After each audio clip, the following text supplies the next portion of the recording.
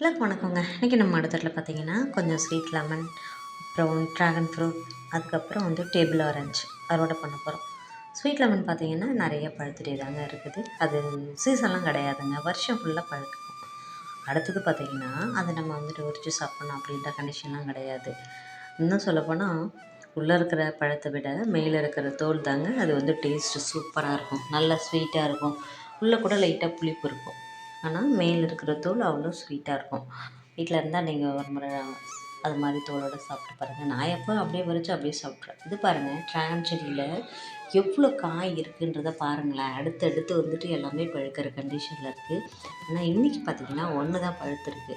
ஆனால் எத்தனை பழங்கள் இருக்குதுன்னு பாருங்கள். இப்போ வேணும் உங்களுக்கே தெரியும். காய்கள் பார்த்திங்கன்னா அங்கங்கே நிறையா இருக்குதுங்க பாருங்கள், லைனாக இருக்குதுங்க. அப்போ இதெல்லாம் நம்ம அறுவடை பண்ணி தானே ஆகணும்.